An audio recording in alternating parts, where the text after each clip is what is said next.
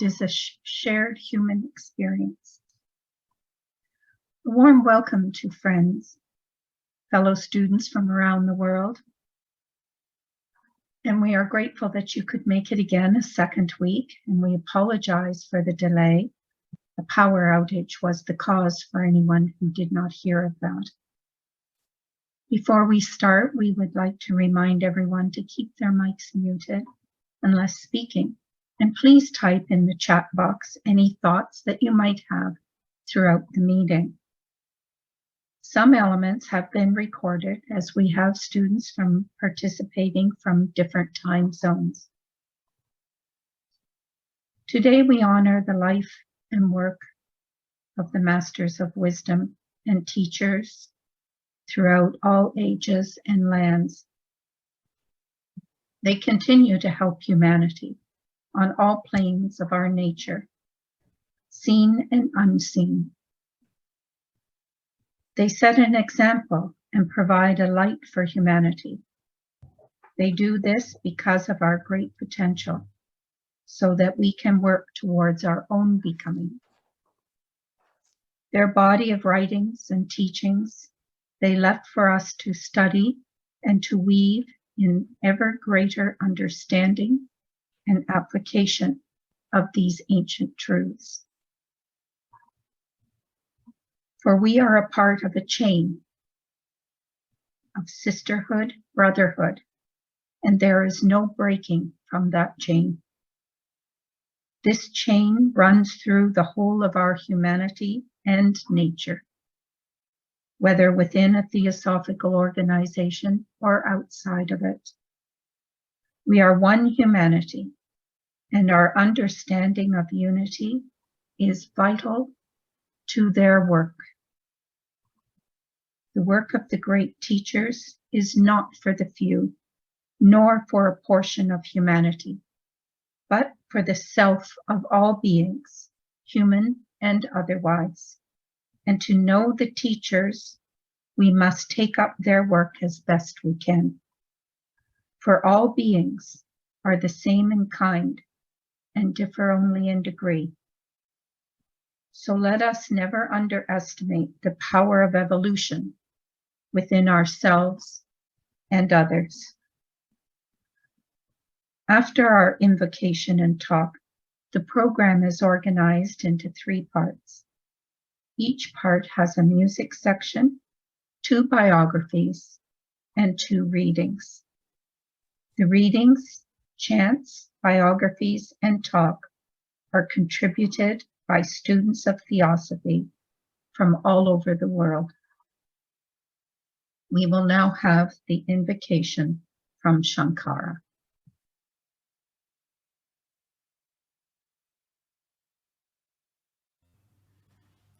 Shanta Mahanto Nivasanti Santo Vasanta Vallokahitam Charantaha Tirna Swayam Bhima Bhavarnavam Janan Ahetu Nanyana Pitarayantaha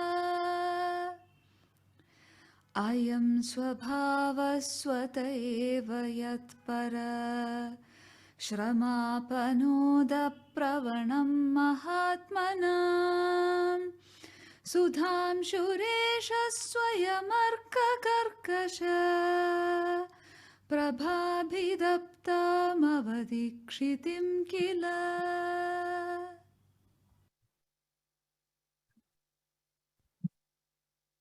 The great and peaceful ones live regenerating the world like the coming of the spring. Having crossed the ocean of conditioned existence themselves, they freely aid all others who seek to cross it. The very essence and inherent will of the Mahatmas is to remove the suffering of others, just as the ambrosia rayed moon of itself cools the earth heated by the intense rays of the sun.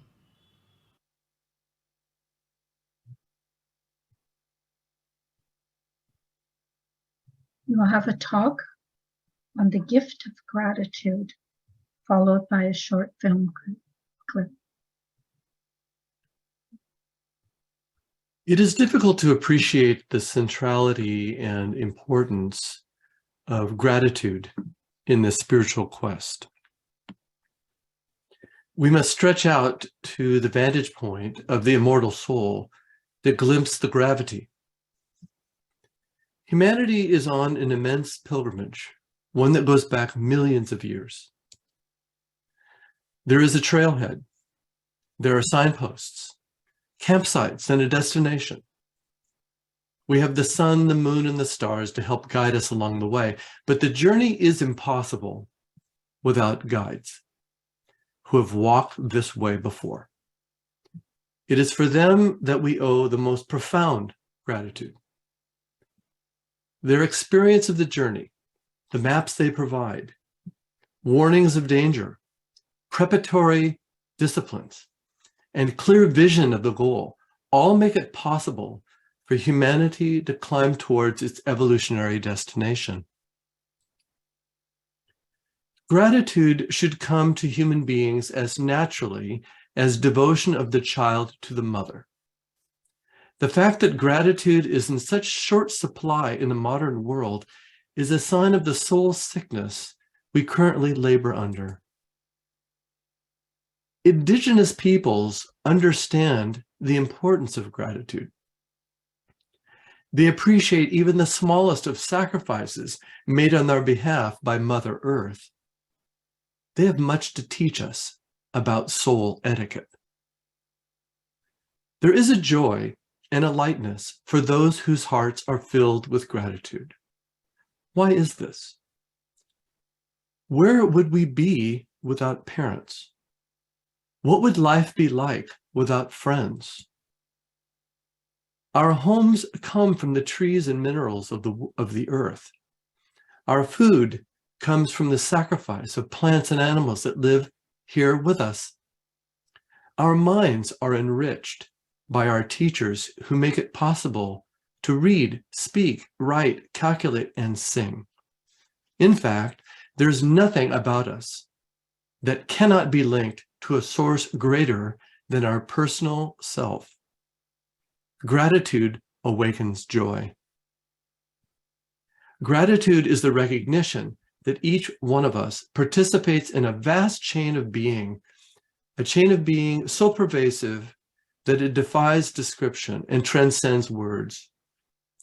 In the light of these connections, to appreciate the contributions of others to one's own life is, in a sense, a prerequisite to walking the path. Gratitude, along with discrimination, are two walking sticks of the spiritual path. And with each progressive mile upon the path, gratitude increases, devotion deepens, and the pilgrim soul naturally discovers an ever-expanding sense of self. One begins to see oneself in others, and others in oneself. The spiritual sojourner is drawing a larger circle, blurring the lines between what we call self and what we erroneously call the other. Gratitude is central to this process.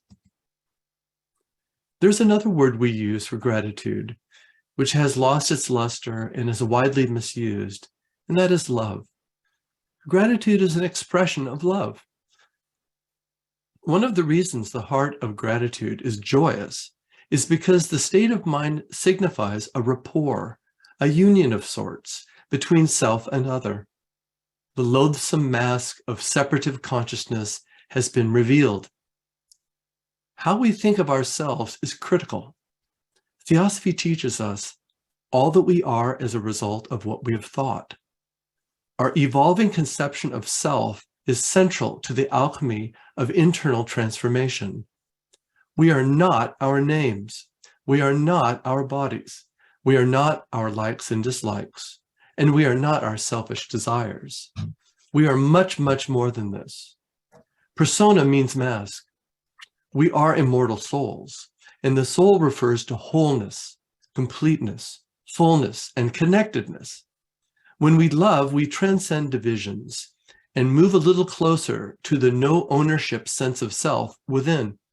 And this is why it is so important to raise our children with a sense of gratitude for all that is given to them.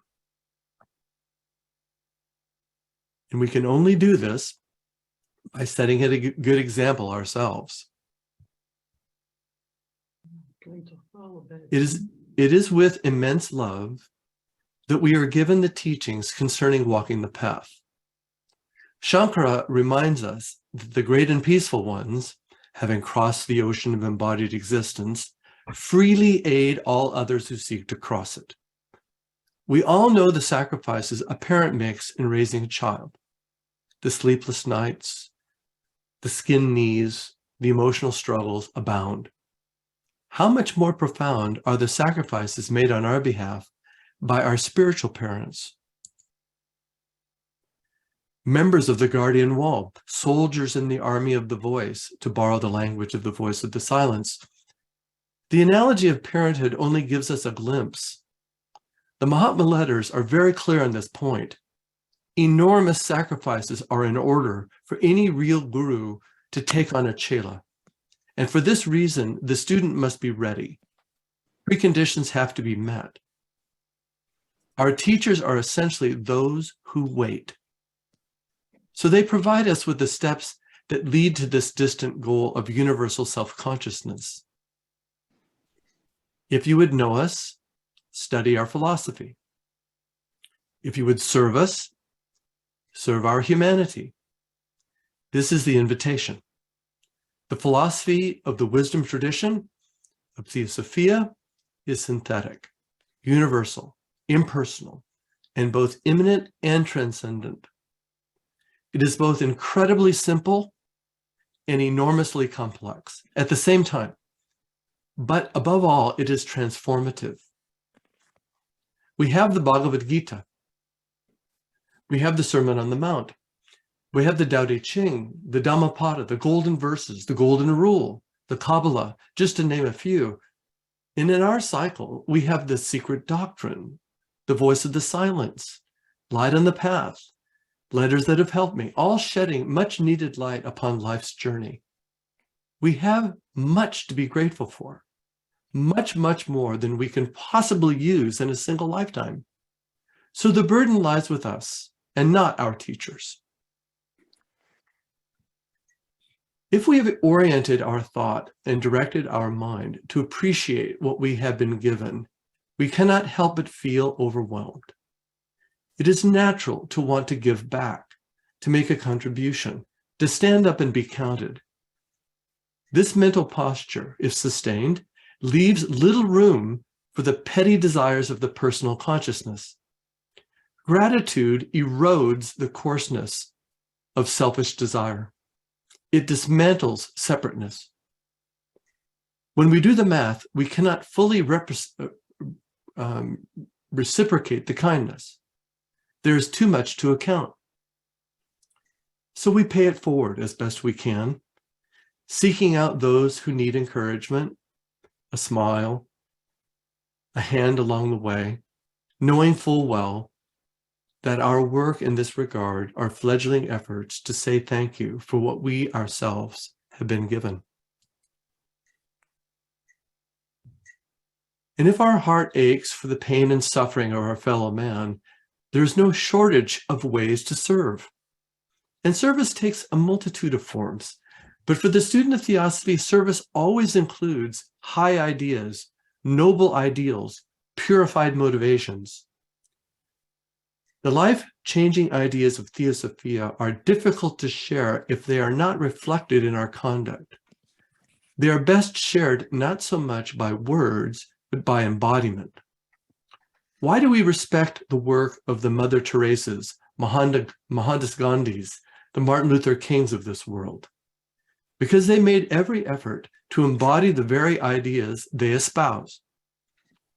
The people in our lives who have made the most profound influences are generally those people of integrity who live by what they say. It is important to note that noble heroes and great teachers never claim infallibility. The wisest amongst us readily admit error. Nevertheless, a cynical world hungers for noble examples of humility, selflessness, and magnanimity.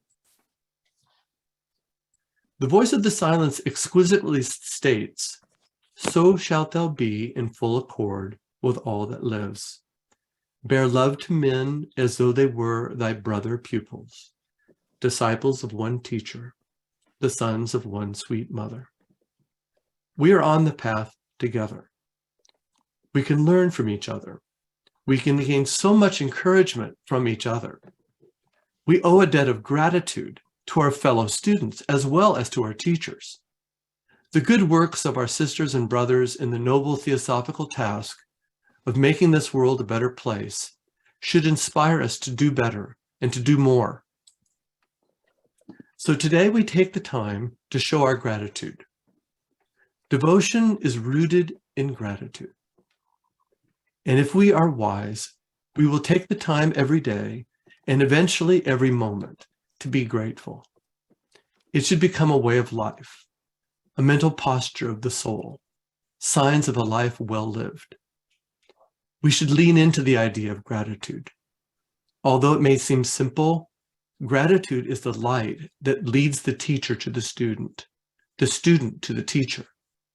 Gratitude is a state of grace, a rapport and a communion with the self within. The teacher is not really outside of us. That is an illusion we are taught, but in a mysterious way, permanently and unshakably resides within us. Krishna tells us in the Bhagavata Purana, the self within is the guru par excellence. So let us follow the advice recommended by Mr. Rogers, the teacher of preschool children, to take a silent minute to honor those, as he would say, who loved us into being.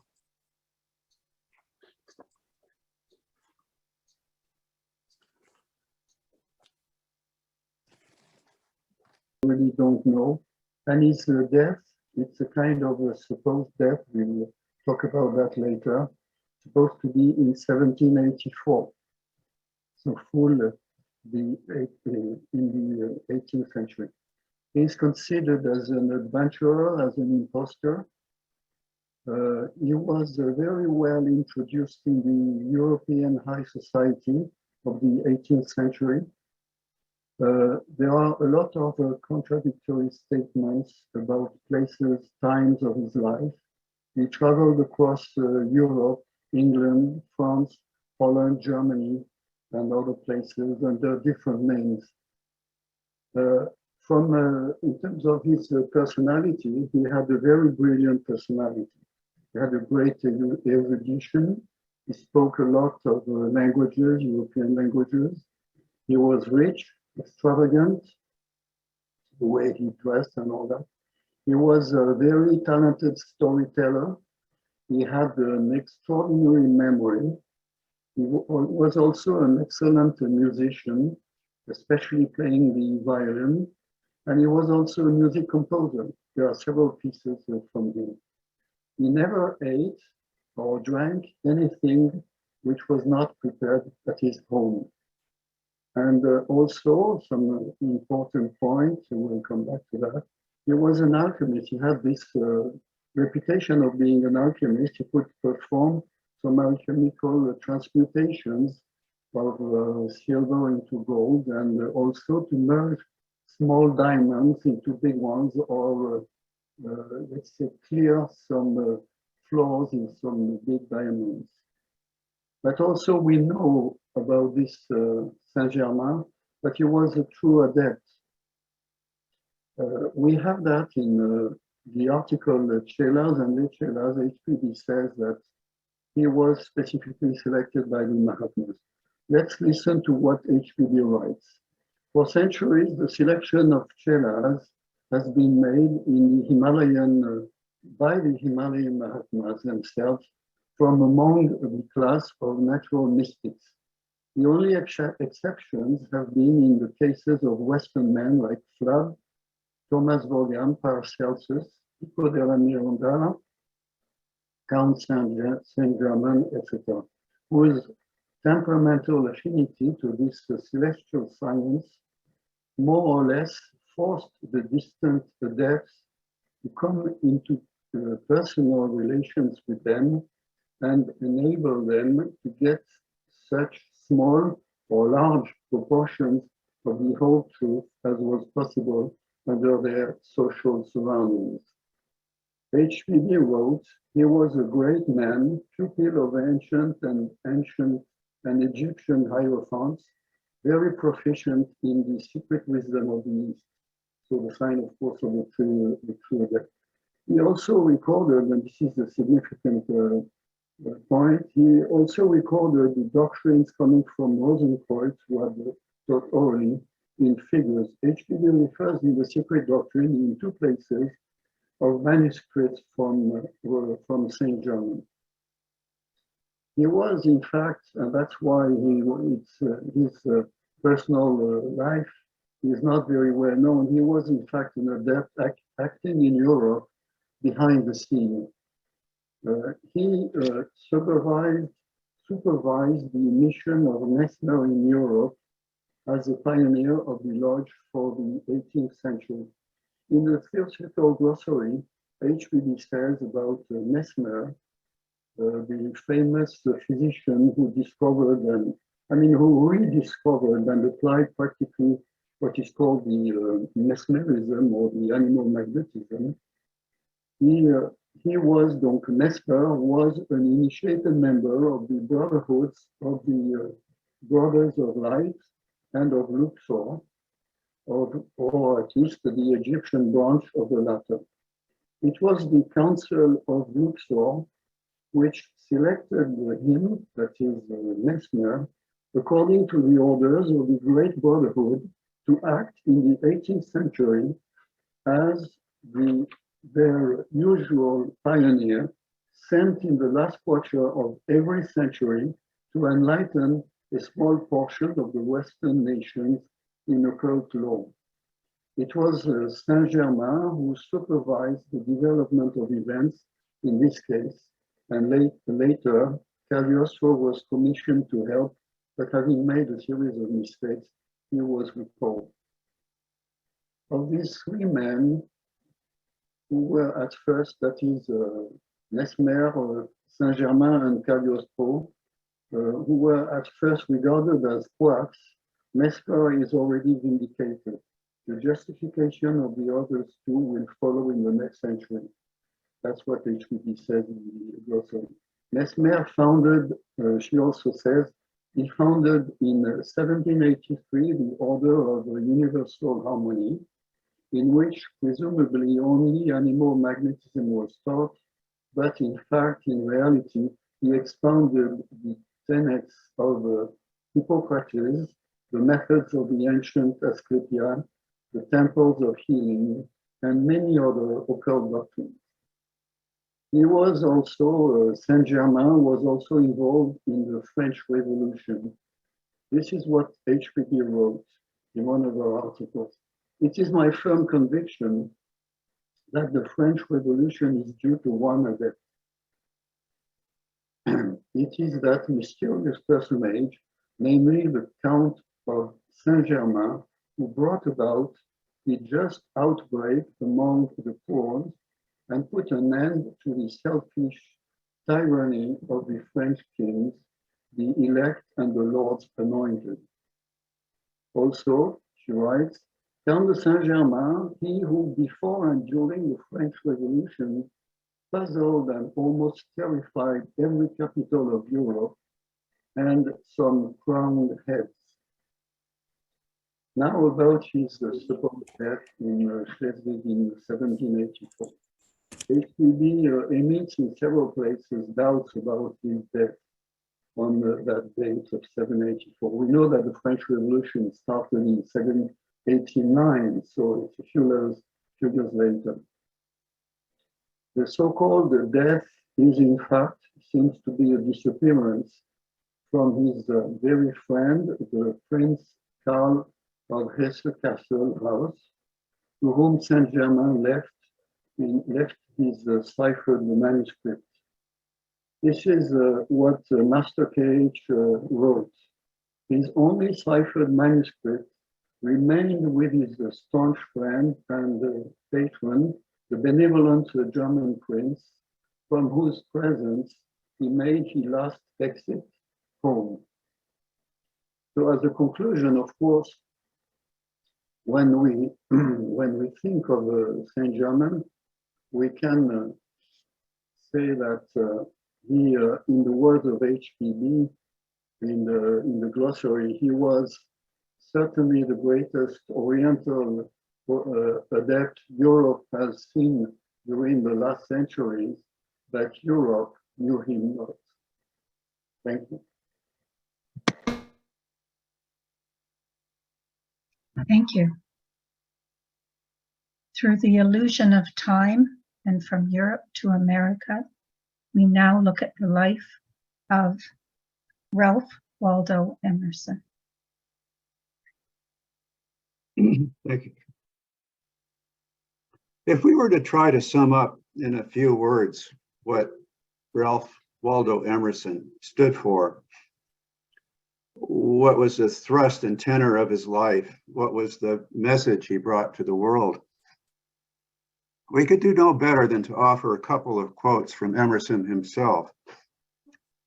A few months following the death of his first wife in 1831 from tuberculosis, Emerson wrote the following in a letter to his brother William. High over all calamities, high over all fears, let the constant soul, linked by philosophy and faith to the first cause, calmly pursue her own appointed and glorious path. And there is this from his essay on self-reliance. Nothing is at last sacred but the integrity of your own mind. The American theosophist William Q. Judge, writing about the greater theosophical movement, said that wherever thought has struggled to be free, wherever spiritual ideas, as opposed to forms and dogmatism, have been promulgated, there the great movement is to be discerned.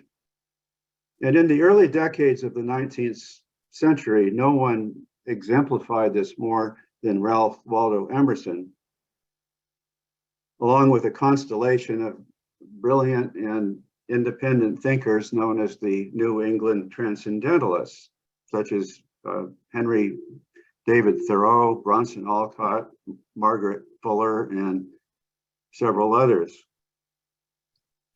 They were deep students of Greek philosophy. They studied Plato and the Neoplatonists, and they took up Eastern philosophy, including the Vedas and the Bhagavad Gita, which had first been translated into English towards the end of the 18th century. So we could say that the New England Transcendentalists, of which Emerson's was a primary voice, was a time of awakening in which the light of the ancient wisdom shined bright and found a home. Transcendentalism is not easy to define, as there were no articles of faith, so to speak, no creeds, but some of its main concepts, which ran throughout Emerson's many lectures and essays, were these: the unity of the world in God and the immanence of God in the world, the identity of the soul of each individual with the soul of the world, or the oversoul, the prime importance of self-reliance and individualism, the essential unity of all religions, a disregard for all external authority and for tradition, and an unshakable faith in the divine authority of the intuitions of the soul. Emerson was born in Boston in 1803. He died 79 years later in Concord, Massachusetts, where he lived for most of his life.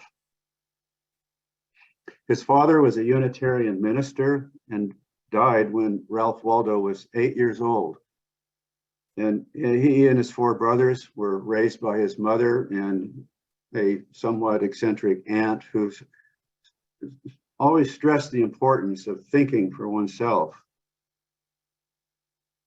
In his teen years, he went to Harvard College. He was a brilliant student.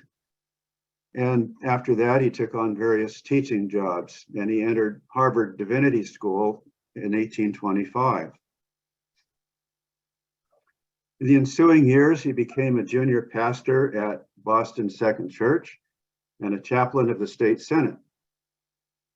And in 1830, he married his first wife, Ellen, who died shortly afterwards of tuberculosis. He bought a house in Concord in 1835 that you just saw a picture of.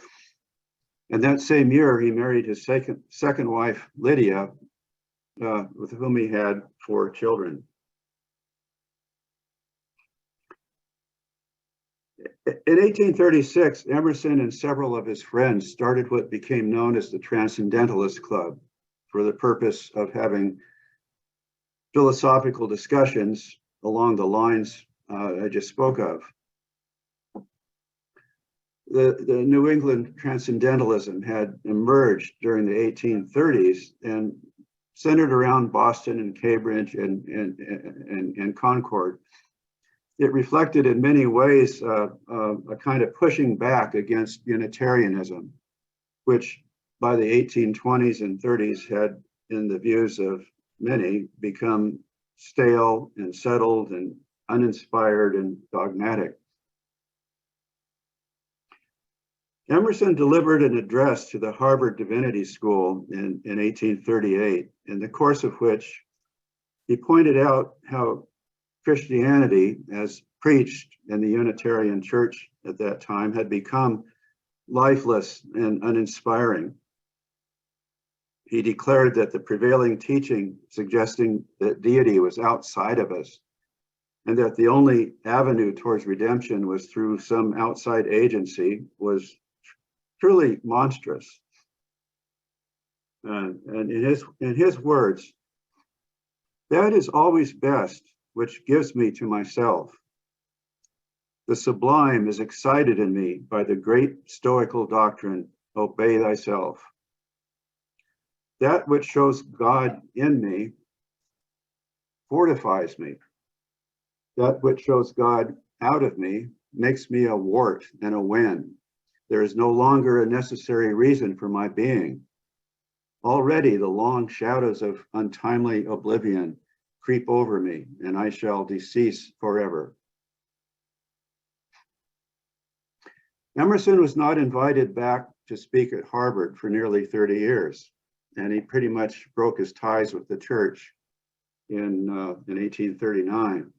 And throughout the 1830s, through the 1860s, Emerson traveled widely, both in the United States and in Europe, giving lectures far and wide. And while in Europe, he met with writers such as Wordsworth and Carlyle, with whom he became close friends. He became known as the Sage of Concord and was highly acclaimed and regarded as one of this country's foremost thinkers and writers. His first book, Nature, was published in 1836. Many of his most well-known essays, such as Self-Reliance, Friendship, Compensation, and The Oversoul, to name just a few, appeared in the 1840s. He wrote a number of biographical essays gathered into a book called Representative Men.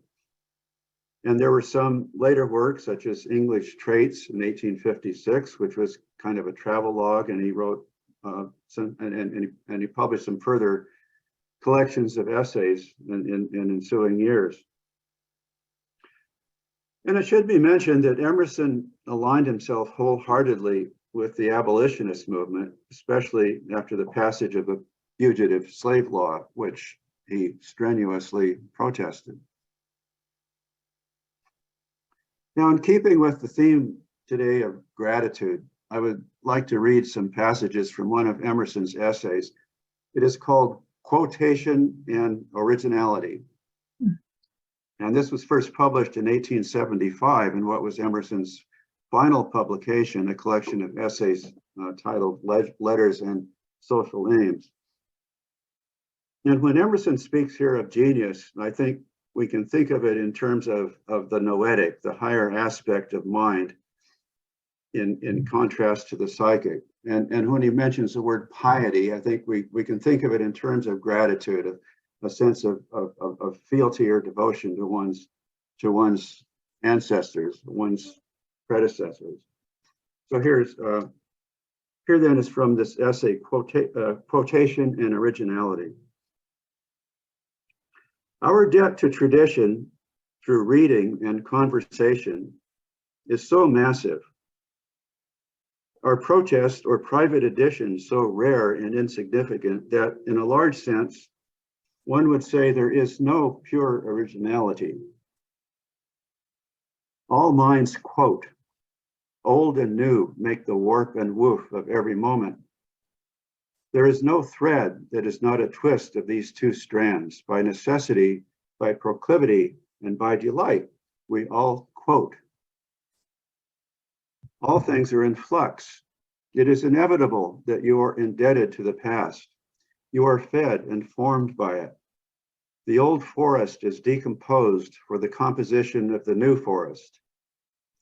Every individual is only a momentary fixation of what was yesterday another's, is today his, and will belong to a third tomorrow. So it is in thought. Our knowledge is the amassed thought and experience of innumerable minds. Our language, our science, our religion, our opinions we inherited. Our country, customs, laws, our notions of fit and fair, all these we never made. We found them ready-made, but we quote them. But there remains the indefeasible persistency of the individual to be himself. Every mind is different, and the more it is unfolded, the more pronounced is that difference. He must draw the elements into him for food, and however received, these elements pass into the substance of his constitution and will be assimilated. To all that can be said of the preponderance of the past, the single word genius is a sufficient reply. The divine relies on the new. The divine never quotes, but is and creates. The profound apprehension of the present is genius, which makes the past forgotten. Genius knows that facts are not ultimates, but that a state of mind is the ancestor of everything. And what is originality? It is being oneself and reporting accurately what we see and are. Genius is, in the first instance, sensibility, the capacity of receiving just impressions from the external world, and the power of coordinating these after the laws of thought. It implies will or original force for their right distribution and expression. If to this the sentiment of piety be added, if the thinker feels that the thought most strictly his own is not his own, and recognizes the perpetual suggestion of the supreme intellect, the oldest thoughts become new and fertile whilst he speaks them. We cannot overstate our debt to the past, but the moment has the supreme claim. The past is for us, but the sole terms on which it can become ours are its subordination to the present. Only an inventor knows how to borrow, and every man is or should be an inventor. This vast memory is only raw material. The divine gift is ever the instant life, which receives and uses and creates, and can well bury the old in the omnipotency with which nature decomposes all her harvest for recomposition. The end.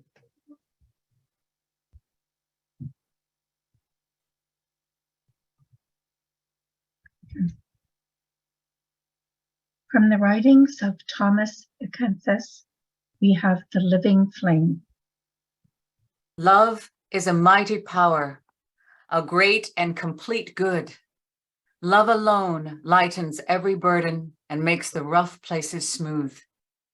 It hears every hardship as though it were nothing and renders all bitterness sweet and acceptable. The love of Jesus is noble and inspires us to great deeds. It moves us away, always, to desire perfection. Love aspires to high things and is held back by nothing base. Love longs to be free, a stranger to every worldly desire, lest its inner vision become dimmed. Love flies, runs, and leaps for joy. It is free and unrestrained.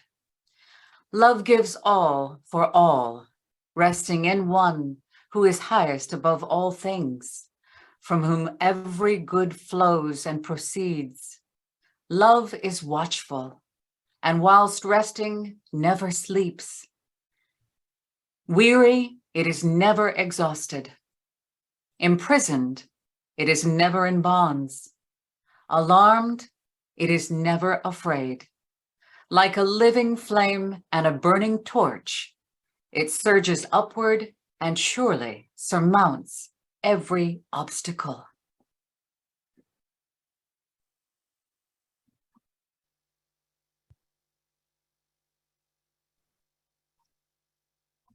From the writings of Helena Petrovna Blavatsky, The Secret Doctrine, a section on devotion. When moved by the law of evolution, the lords of wisdom infused into him the spark of consciousness. The first feeling it awoke to life and activity was a sense of solidarity, of oneness with his spiritual creators. As the child's first feeling is for mother and nurse, so the first aspirations of the awakening consciousness in primitive man were for those whose element he felt within himself and who yet were outside and independent of him. Devotion arose out of that feeling and became the first and foremost motto in his nature, for it is the only one which is natural in our heart, which is innate in us, and which we find alike in human baby and the young of the animal. Когда владыки мудрости, движимые законом эволюции, вселили в него искру сознания, то первое чувство, которое оно пробудило к жизни и деятельности, было чувство солидарности, единства с его духовными творцами.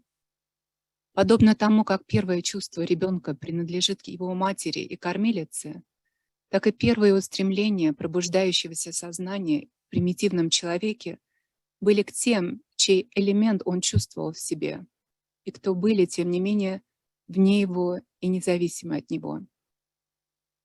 Благоговение выросло именно из этого чувства и сделалось первым и главнейшим двигателем в его природе, ибо это единственное чувство, которое является естественным в его сердце, врожденным в нем, и которое мы одинаково встречаем как в ребенке, так и в детенышах животных.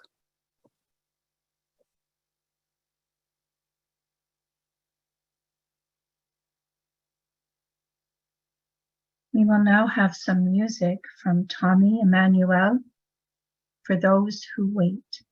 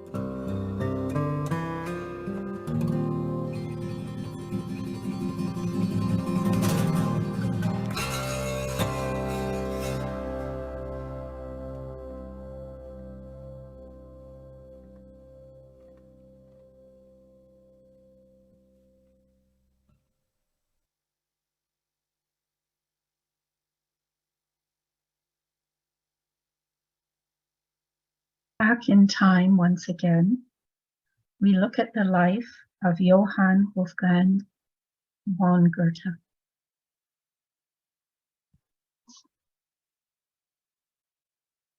Thank you. Johann Wolfgang von Goethe, 1749 to 1832. His life overlaps that of H.P. Blavatsky within a year. Born in Frankfurt, Goethe was the most influential writer in German literature. He was a playwright, novelist, theater director, poet, critic, botanist, and statesman. He's also said to have been the first writer in what is called the Sturm und Drang movement in German literature, storm and stress. He studied in Leipzig and Jena universities, where he is said to have implemented reforms in education, but he later took up residence in Weimar. The Duke of Saxony ennobled him, and that allowed him to carry the aristocratic title von before his name. He is known to have written on various aspects of science, but especially is known the metamorphosis of plants. And he also wrote Das Leiden des Junges Werther, The Sorrows of Young Werther, very influential romantic novel about a young man who cannot seem to settle down to any one woman. He also wrote Wilhelm Meister's Apprenticeship, whom many thought to be the greatest novel of the age, including the philosopher Arthur Schopenhauer. He wrote the epic Hermann and Dorothea and the celebrated drama Faust, which is a perfect example of how head learning without soul wisdom can lead to tragedy. And this drama, along with his 8-hour play, Iphigenia, about the young daughter of Agamemnon who's sacrificed so he can get a fair wind to Greece. This is often performed in the Goethe Annum. That latter drama takes 8 hours to perform, and the Goethe Annum in Dornach, in his honor, was founded by the anthroposophist Rudolf Steiner. Now, Goethe was a great genius and a Renaissance person of his day. He was not an adept. He is said to have gotten around a bit with the ladies as a young man. Extraordinarily, strikingly handsome man. He was married to a woman named Christina, by whom he had 4 children, only one of whom, Augustus von Goethe, survived to adulthood.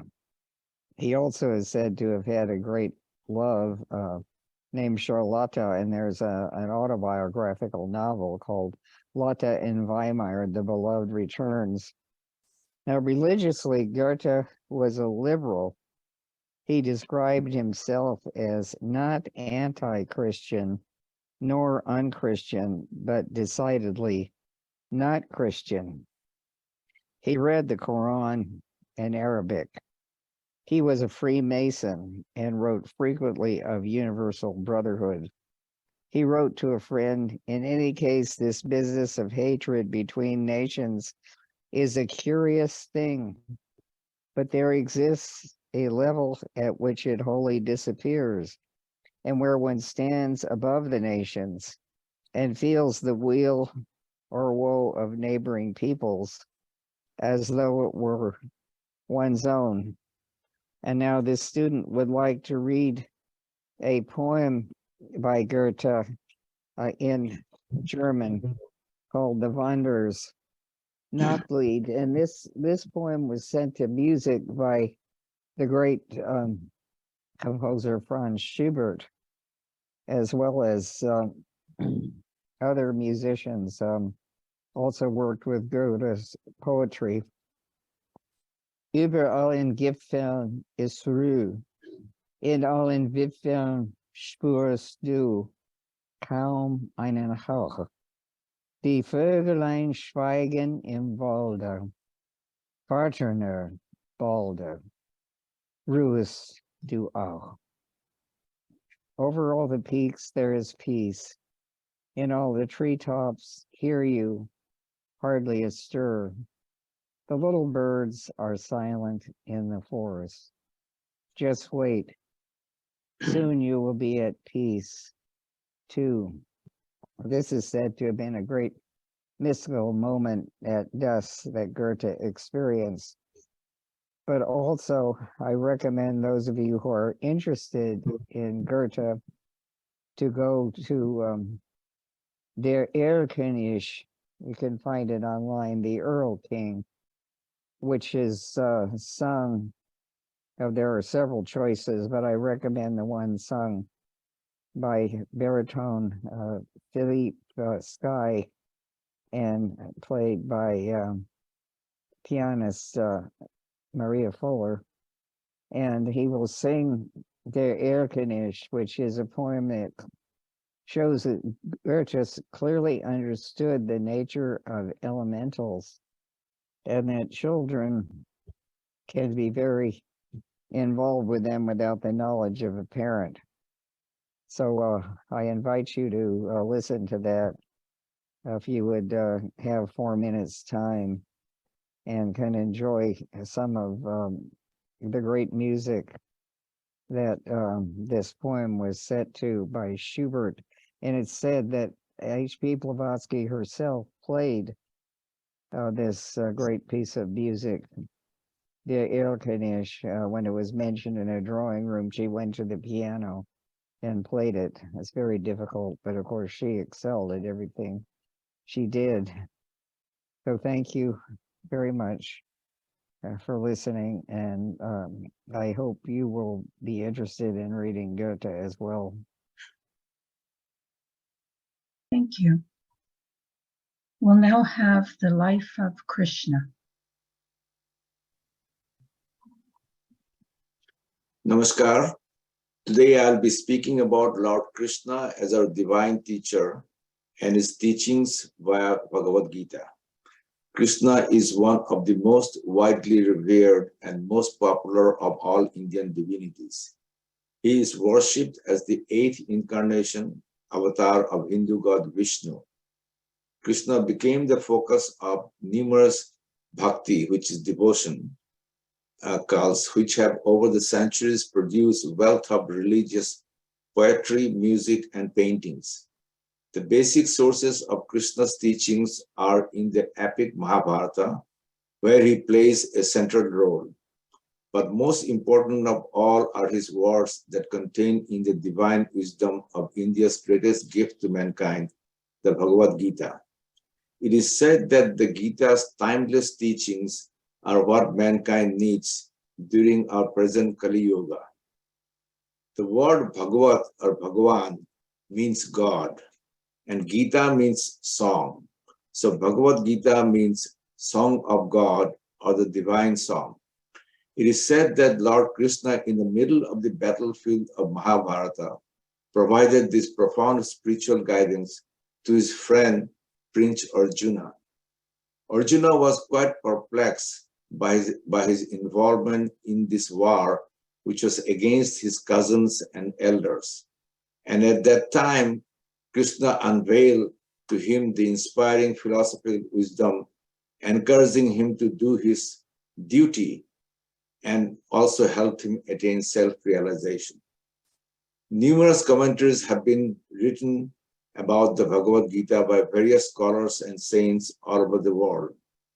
Some believe that it was written by Lord Ganesha, the elephant head god that you may have seen, as told to him by sage Vedavyasa around the time frame of 5th century to 2nd century BCE.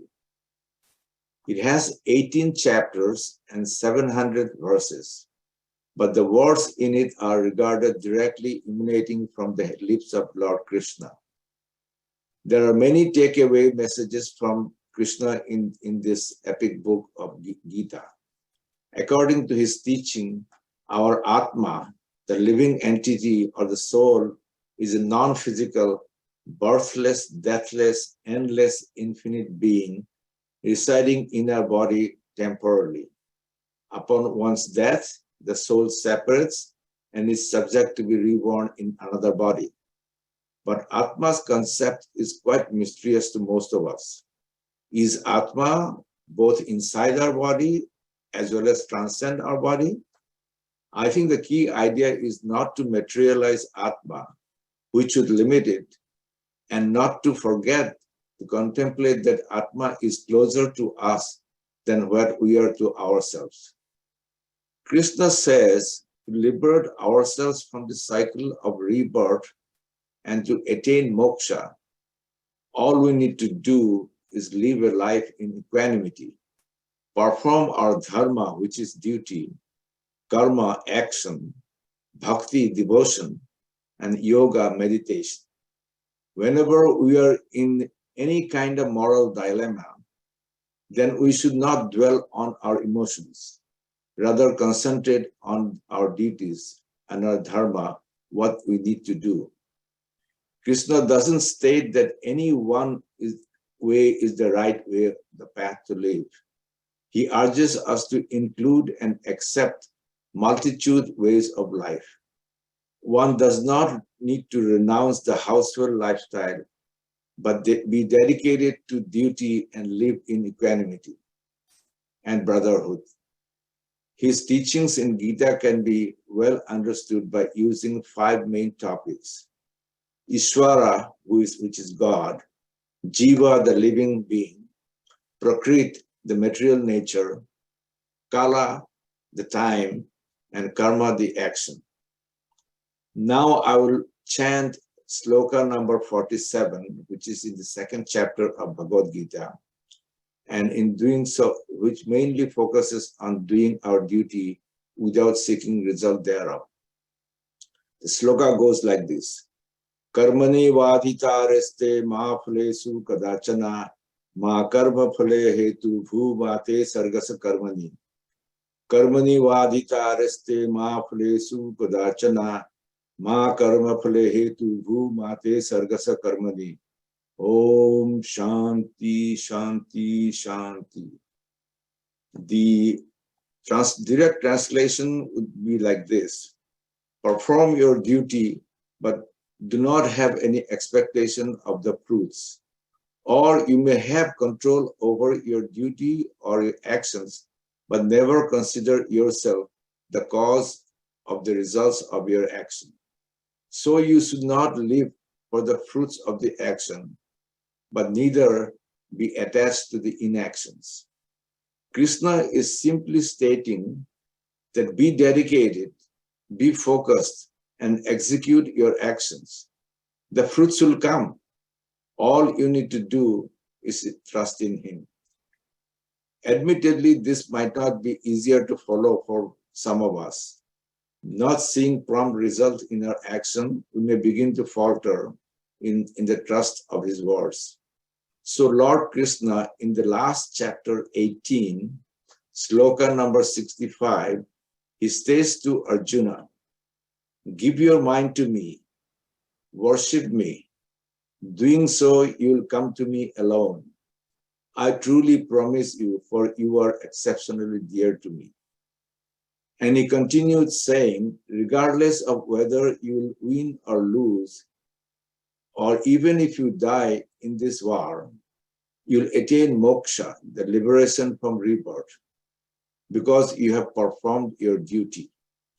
So he says to Arjuna, be dedicated, not attached, arise and fight. Now I'll give you a Hindi translation of this sloka number 47. तेरा कर्म करने का ही अधिकार है, इसके फलों में नहीं, इसलिए तू कर्म का फल में इंतजार ना कर, तथा कर्म ना करने का भी आदत मत लाना। तेरे कर्म का फल समय पर मिल जाएगा, तू मुझ में विश्वास रख, तेरे ध्यान पर काम पर ध्यान दो। Thank you.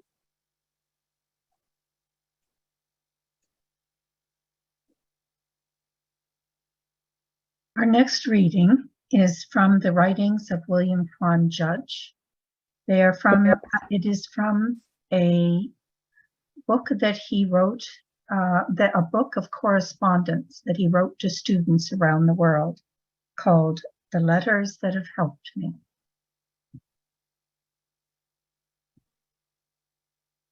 Universal brotherhood. In cognating lately, I thought of you in respect of some of my own thoughts. I was reading a book and looking around within myself to see how I could enlarge my idea of brotherhood. Practice in benevolence will not give it its full growth. I had to find some means of reaching further and struck on this, which is as old as age. I am not separate from anything. I am that which is. That is, I am Brahma, and Brahma is everything. But being in an illusionary world, I am surrounded by certain appearances that seem to make me separate. So I will proceed to mentally state and accept that I am all these illusions. I am my friends. And when I went to them in general and in particular, I am my enemies. Then I felt them all. I am the poor and the wicked. I am the ignorant. Those moments of intellectual gloom are the moments when I am influenced by those ignorant ones who are myself. All this is my nation. But there are many nations, and to those I go in mind. I feel I am them all. And when they hold of superstition or of wisdom or evil, all is myself. Unwisely, I was then about to stop. But the whole is Brahma, so I went to the Devas and the Asuras, the elemental world, that is, to myself. After pursuing this course a while, I found it easier to return to the contemplation of all men as myself. It is a good method and not to be pursued, for it is a step towards getting into contemplation of the all. I tried last night to reach up to Brahma, but darkness is about his pavilion.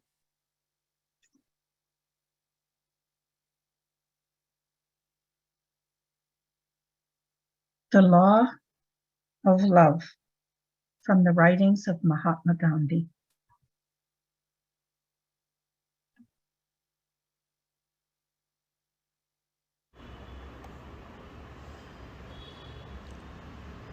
I am Ram Prakash. I am reading the statement of M.K. Gandhi, The Law of Love.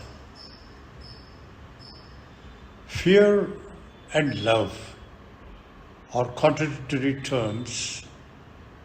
Love is reckless in giving away, oblivious as to what it gets in return.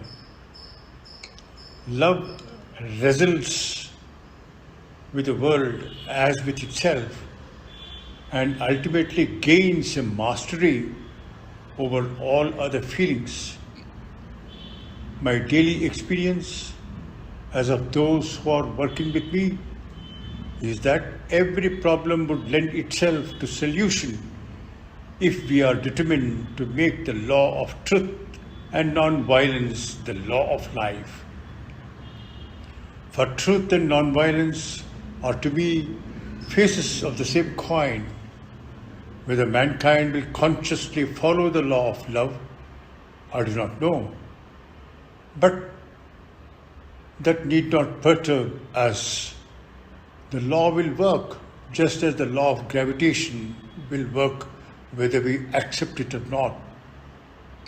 And just as a scientist will work wonders out of various applications of the laws of nature, even so, a man who applies the law of love with scientific precision can work great wonders.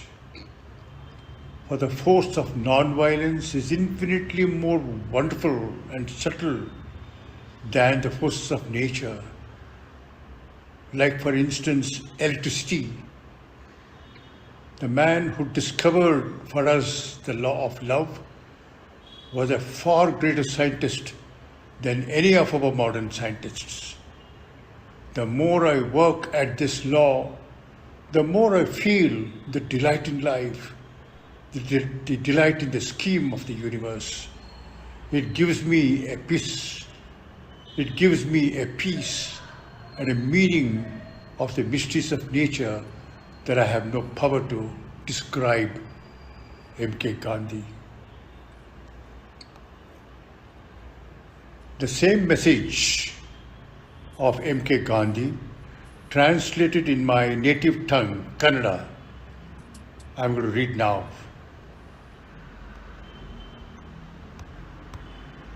ವಿಶ್ವ ಪ್ರೇಮ ನಿಯಮ ಭಯ ಮತ್ತು ಪ್ರೇಮ ವೈರುಧ್ಯ ಭಾವಗಳು.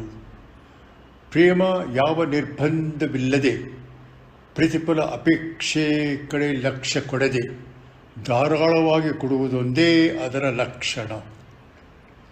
ಪ್ರೇಮ ಜಗತ್ತಿನೊಡನೆ ಹೋರಾಡುವುದಲ್ಲದೆ ತನ್ನೊಳಗೆ ತಾನೇ ಹೋರಾಡಿ ಕೊನೆಗೆ ಆತ್ಮ ಸಂಯಮ ಸಿದ್ಧಿಯನ್ನು ಗಳಿಸುತ್ತದೆ.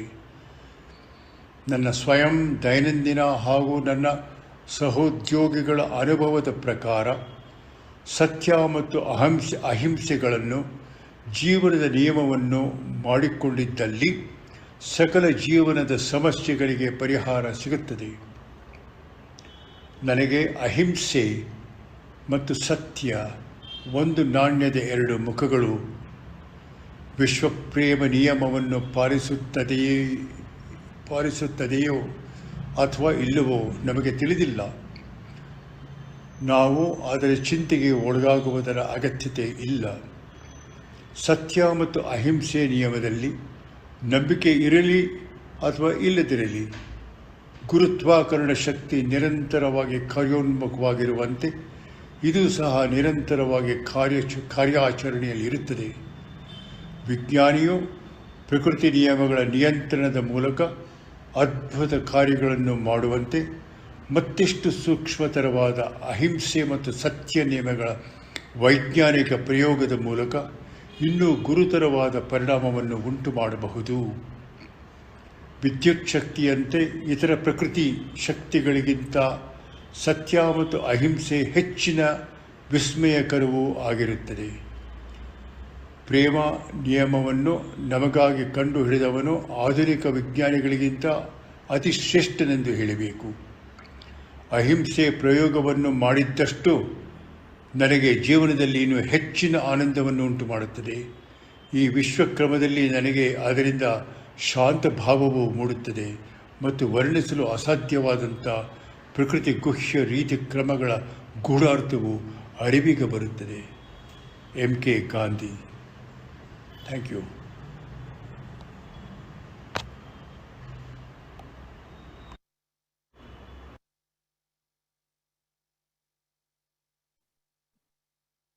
James Taylor wrote this next song to commemorate the life of Martin Luther King Jr. The song is called Shed a Little Light.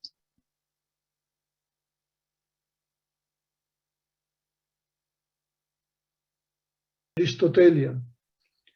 His strong interest in the ancient wisdom then attracted him to the Florentine Platonic Academy established by Marsilio Ficino. Pico studied Pythagorean teachings, Zoroastrianism, Christian theology, Islamic philosophy, the Hebrew Kabbalah, and Hermetic writings.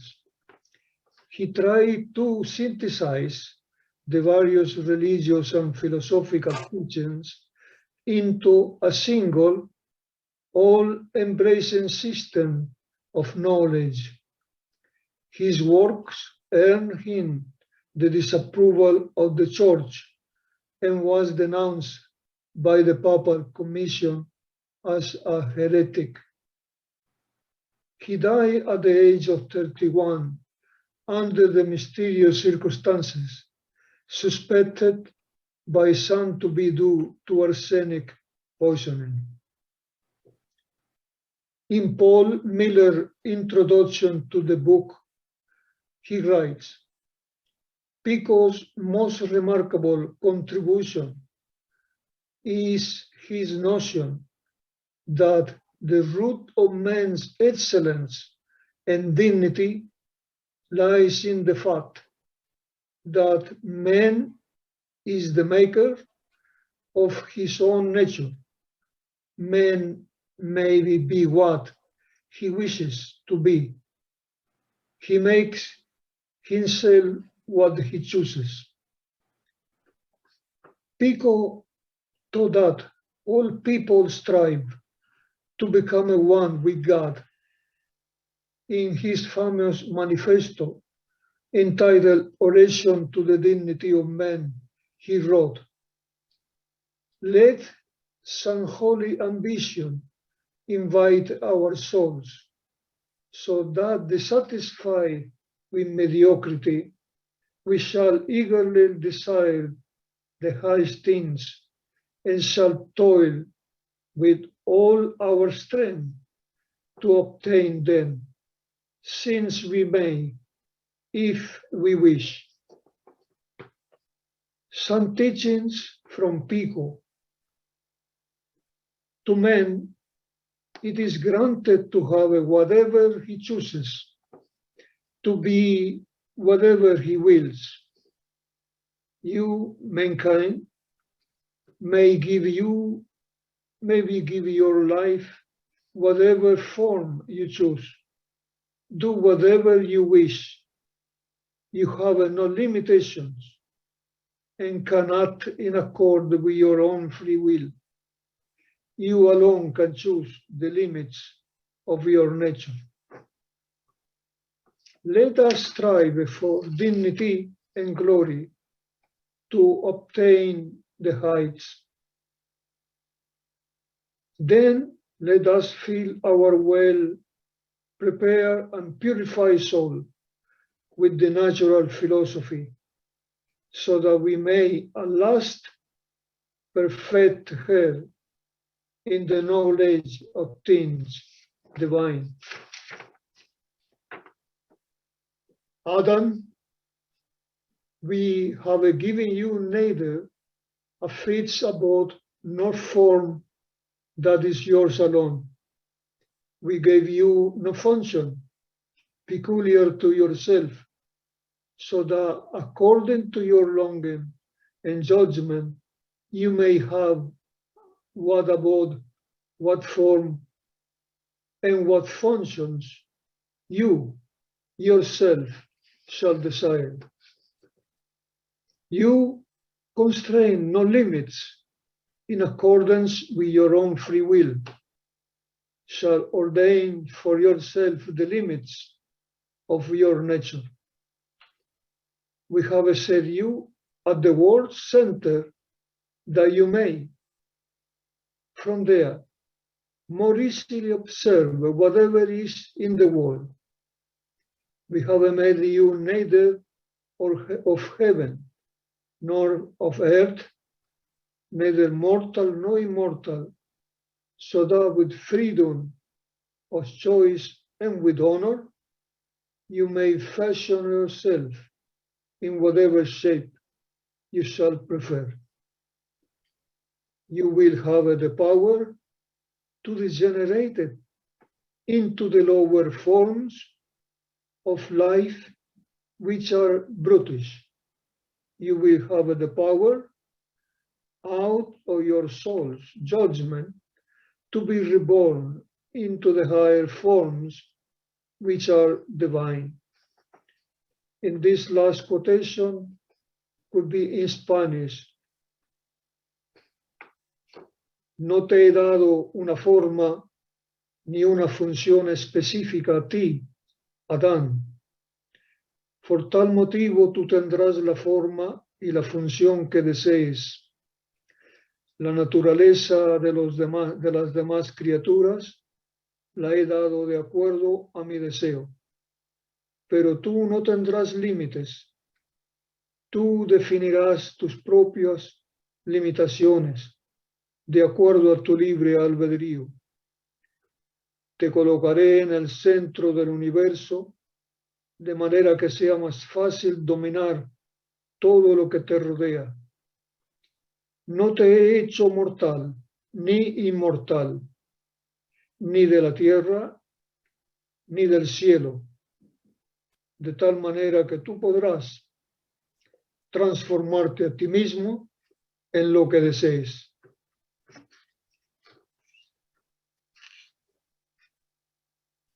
Thank you.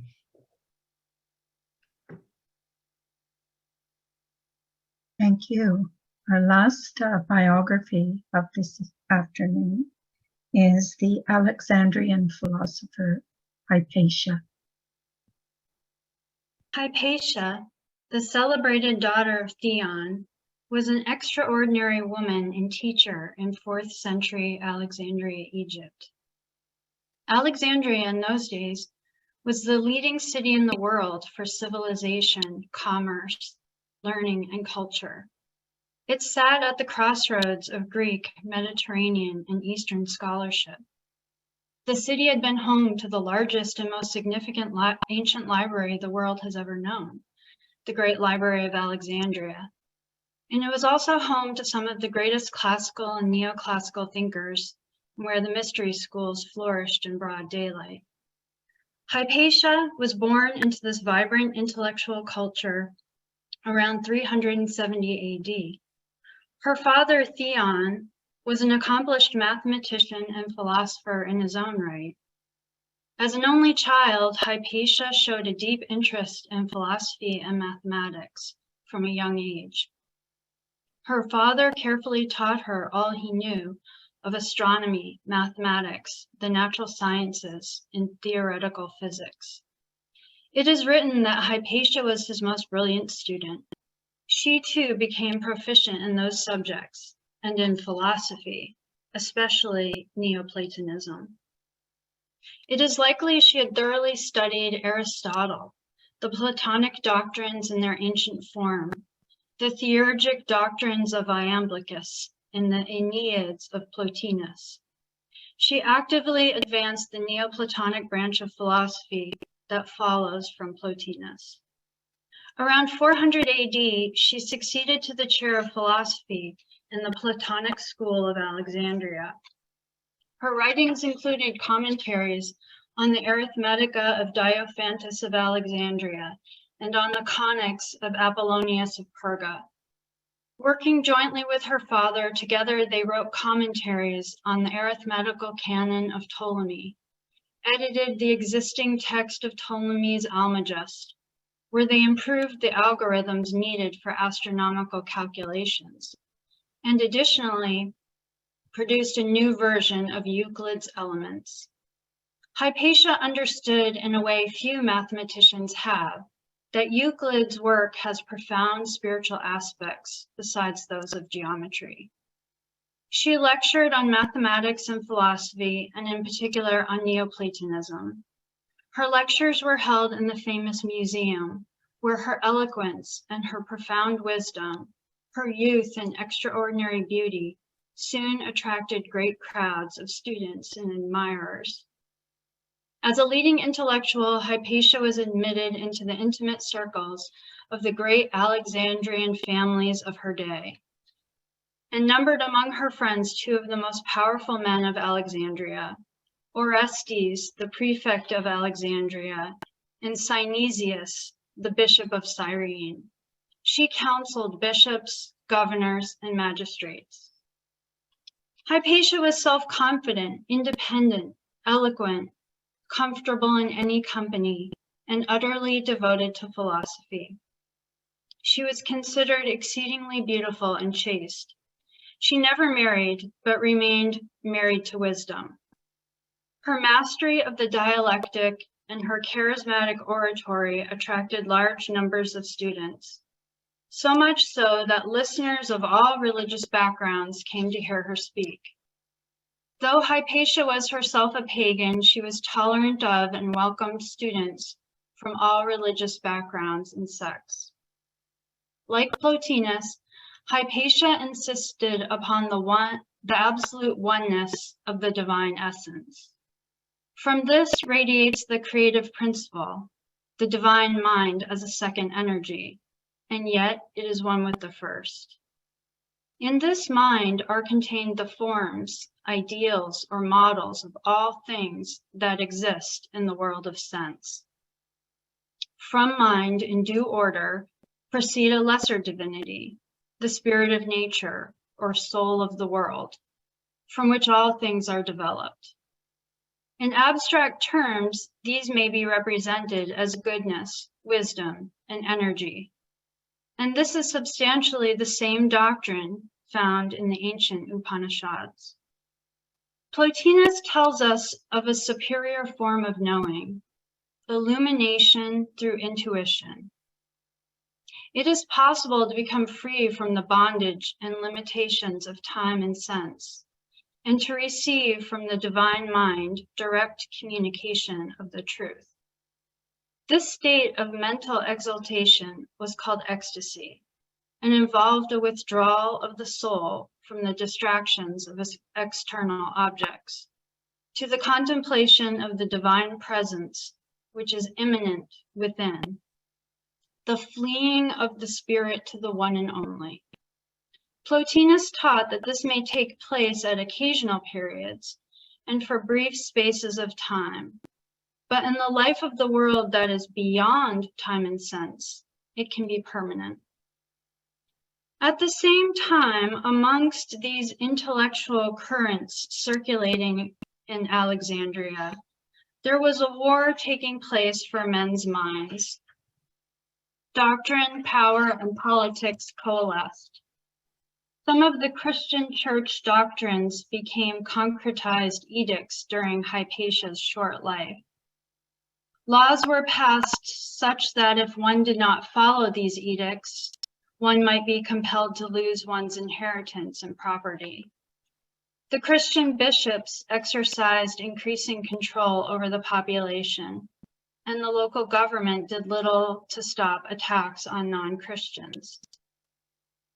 The Neoplatonic philosophy Hypatia taught and embodied as a living ideal became a threat to the church and specifically to the new Christian patriarch of Alexandria, Cyril.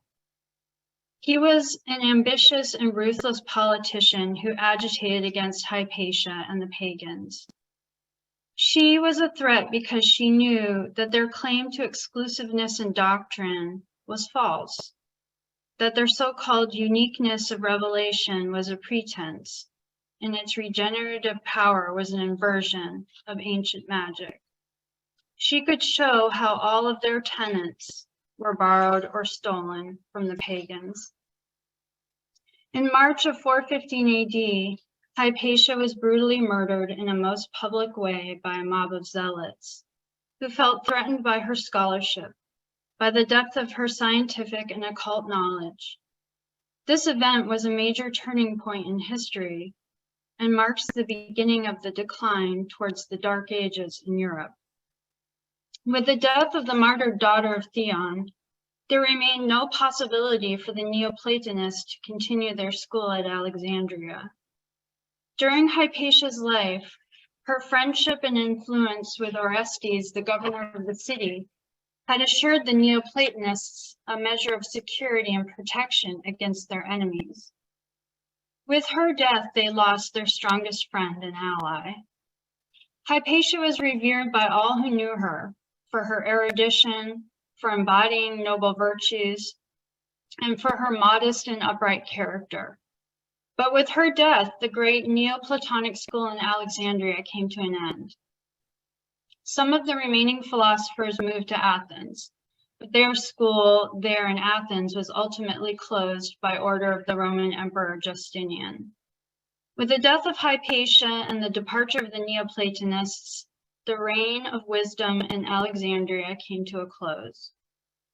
The Neoplatonic school reached its greatest heights in the days of Hypatia, directly preceding its destruction. She brought Egypt nearer to an understanding of its ancient mysteries than it had been for thousands of years. Her knowledge of theurgy restored the practical value of the mysteries and completed the work begun by Iamblichus over 100 years before. Following in the footsteps of Plotinus and Porphyry, she demonstrated the possibility of union of the individual self with the self of all, and how to live faithfully to an ideal. The death of Hypatia marked the end of an age, but the ideals she represented could not be extinguished. Even in medieval Byzantium, she became the model of the well-educated woman. And since the Renaissance, she has been celebrated in poems and novels as the shining reminder that each human being is called upon to live a life consecrated to the divine within. Hypatia, among the last of the Neoplatonists, remains a bright light in the halls of the human odyssey. It is said, true knowledge and timeless wisdom are never lost. And now, because nothing of Hypatia survives of her writings on Neoplatonism or her lectures, some quotes from her inspired teacher, Plotinus. But how shall we find the way? What method can we devise? How can one see the inconceivable beauty which stays within in the holy sanctuary and does not come out where the profane may see it? Let him who can follow and come within and leave outside the sight of his eyes and not turn back to the bodily splendors which he saw before. When he sees the beauty in bodies, he must not run after them. We must know that they are images, traces, shadows, and hurry away to that which they image. Let us, therefore, reascend to the good itself, which every soul desires, and in which it alone can find perfect repose. Thank you.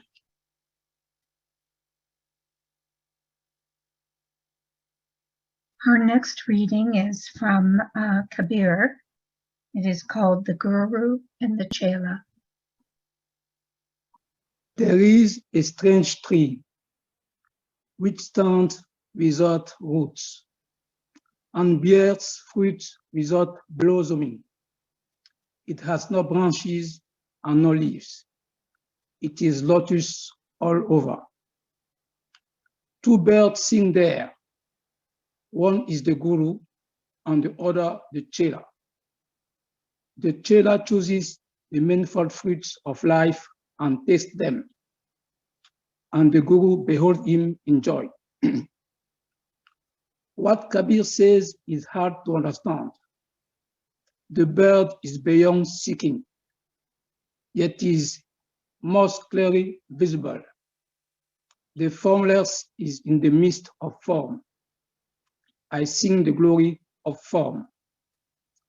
Now I'm gonna read in my native tongue, that is Basa. Helae ngimbunji tominkang. Igwebe minchep tochaya ndi itengiko. Eyes inum ngandar matam. Iye hok nimbunji bakanda bansibile lotus. Dinuniziba iberi mungiye intop chembi. Hara iye malet ipe nguru.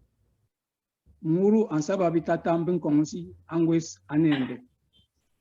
Ndi malet ambenganye ningandar mase. Binigana kebir anti binhobe noga. Hininu iyengbe toyob di inteya longe nandak. Ngiteya ate iti nyemkite bombinteya. Mentobli pemba be bombi. Meyegabe, I'm done. Thank you.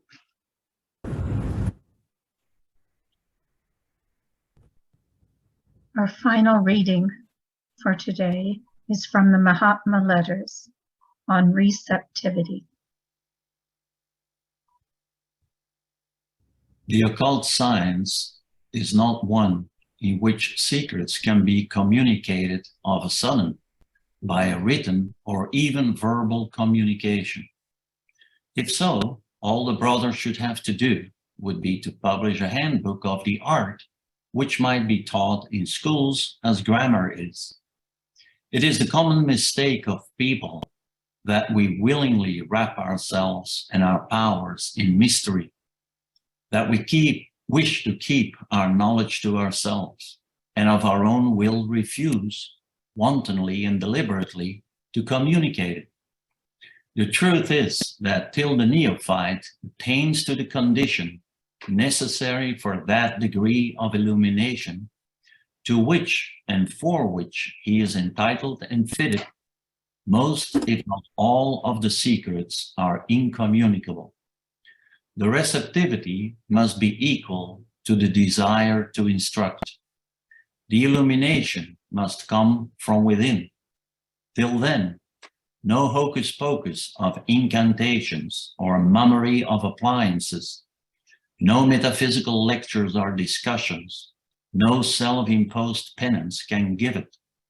All these are but means to an end, and all we can do is to direct the use of such means as have been empirically found by the experience of ages to conduce to the required object. And this was and has been no secret for thousands of years.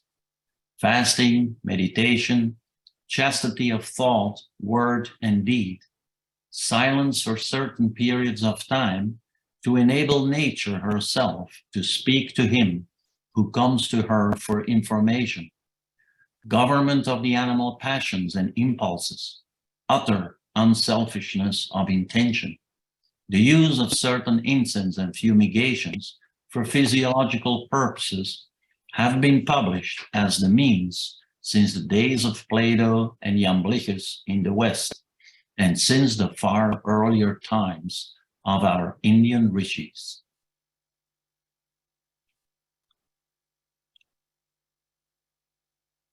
Thank you. We see before us in this great work of the great teachers down through the ages, we see our own potential, what is possible.